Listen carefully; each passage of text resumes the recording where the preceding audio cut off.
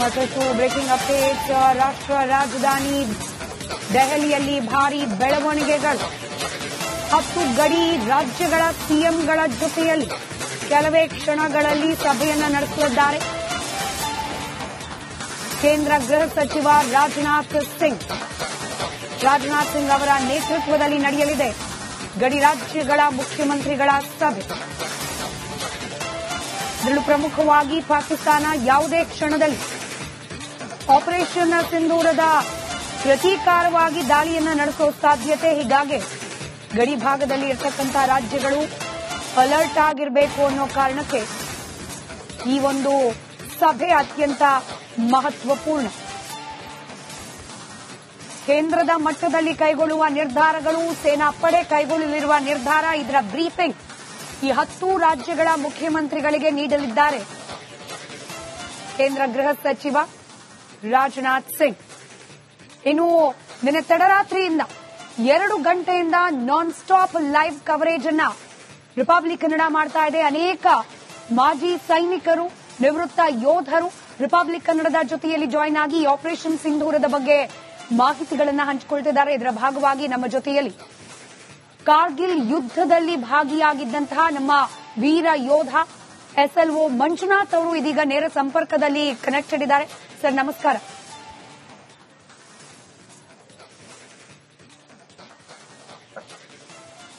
Manjunath sir, ನನ್ನ ಧ್ವನಿ ತಲುಪ್ತಾ ಇದೆ ಅಂತ ಭಾವಿಸ್ತೀನಿ.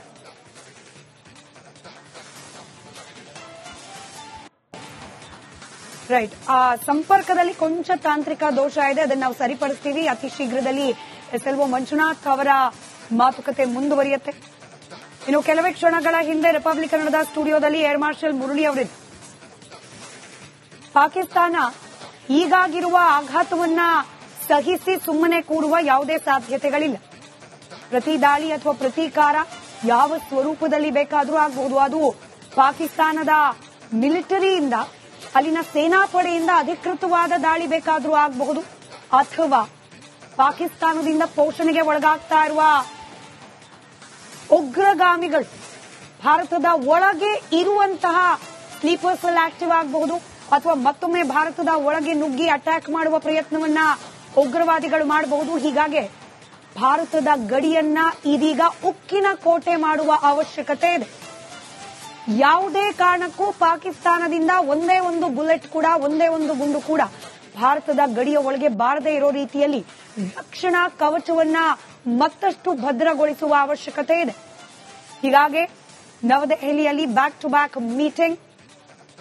ಖುದ್ದು ರಕ್ಷಣಾ ಸಚಿವರೇ ಇದೀಗ ಗಡಿ ಭಾಗಕ್ಕೆ ತೆರಳುವ ನಿರ್ಧಾರಕ್ಕೆ ಬಂದಿರೋದು. SLO ಮಂಜುನಾಥ್ ಸರ್ ನನ್ನ ಜೊತೆಯಲ್ಲಿ ಮತ್ತೆ ಸಂಪರ್ಕದಲ್ಲಿದ್ದಾರೆ ಅನ್ನೋ ಮಾಹಿತಿ. ಕಾರ್ಗಿಲ್ ಯುದ್ದದಲ್ಲಿ ಹೋರಾಡಿದ ವೀರ ಯೋಧರು SLO ಮಂಜುನಾಥ್ ಅವರು. ಸರ್ ನಮಸ್ಕಾರ. ನನ್ನ ಧ್ವನಿ ತಲುಪ್ತಾ ಇದ್ರೆ ಮೊದಲನೇದಾಗಿ ಸಮಸ್ತ ಭಾರತೀಯರ ಪರವಾಗಿ ಹಾಗೆ ರಿಪಬ್ಲಿಕ್ ಕನ್ನಡದ ವೀಕ್ಷಕರ ಪರವಾಗಿ ತಮಗೂ ಹಾಗೆ ತಮ್ಮ ಎಲ್ಲಾ ಸೇನಾಪಡೆಯ ಮಿತ್ರರಿಗೂ ಕೋಟಿ ಕೋಟಿ ಧನ್ಯವಾದಗಳು. ಭಾರತೀಯರು ಬಯಸ್ತಾ ಇದ್ದ ಪ್ರತೀಕಾರವನ್ನ ಇವತ್ತು ಭಾರತೀಯ ಸೇನಾಪಡೆ ತೀರಿಸಿಕೊಂಡಿದೆ. I know this is just a beginning, but still ವಂದನೆಗಳು, ಅಭಿನಂದನೆಗಳು. ಸರ್, ನಿಮ್ಮ ಮೊದಲ ಪ್ರತಿಕ್ರಿಯೆ ಆಪರೇಷನ್ ಸಿಂಧೂರದ ಬಗ್ಗೆ.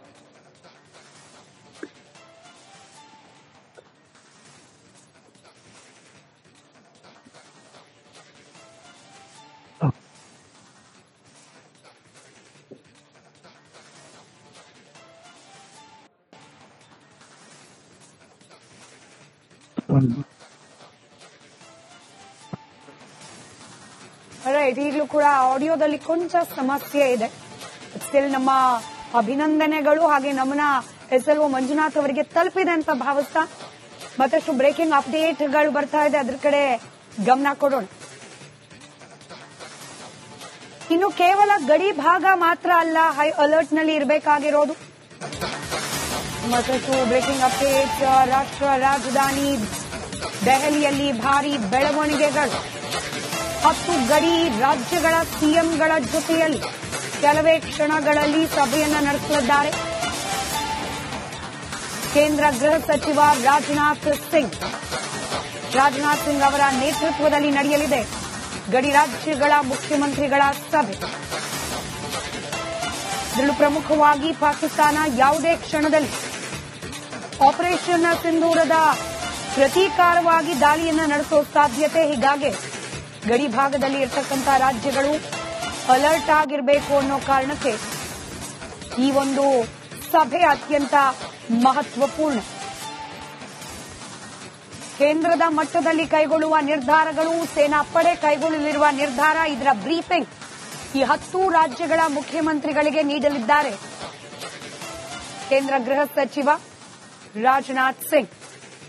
ಇನ್ನು ನಿನ್ನೆ ತಡರಾತ್ರಿಯಿಂದ 2 ಗಂಟೆಯಿಂದ ನಾನ್ ಸ್ಟಾಪ್ ಲೈವ್ ಕವರೇಜ್ ಅನ್ನ ರಿಪಬ್ಲಿಕ್ ಕನ್ನಡ ಮಾಡ್ತಾ ಇದೆ. ಅನೇಕ ಮಾಜಿ ಸೈನಿಕರು, ನಿವೃತ್ತ ಯೋಧರು ರಿಪಬ್ಲಿಕ್ ಕನ್ನಡದ ಜೊತೆಯಲ್ಲಿ ಜಾಯಿನ್ ಆಗಿ ಆಪರೇಷನ್ ಸಿಂಧೂರದ ಬಗ್ಗೆ ಮಾಹಿತಿಗಳನ್ನು ಹಂಚಿಕೊಳ್ತಿದ್ದಾರೆ. ಇದರ ಭಾಗವಾಗಿ ನಮ್ಮ ಜೊತೆಯಲ್ಲಿ ಕಾರ್ಗಿಲ್ ಯುದ್ದದಲ್ಲಿ ಭಾಗಿಯಾಗಿದ್ದಂತಹ ನಮ್ಮ ವೀರ ಯೋಧ SLO ಮಂಜುನಾಥ್ ಅವರು ಇದೀಗ ನೇರ ಸಂಪರ್ಕದಲ್ಲಿ ಕನೆಕ್ಟೆಡ್ ಇದ್ದಾರೆ.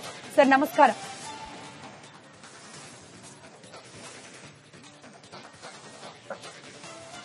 ಮಂಜುನಾಥ್ ಸರ್, ನನ್ನ ಧ್ವನಿ ತಲುಪ್ತಾ ಇದೆ ಅಂತ ಭಾವಿಸ್ತೀನಿ.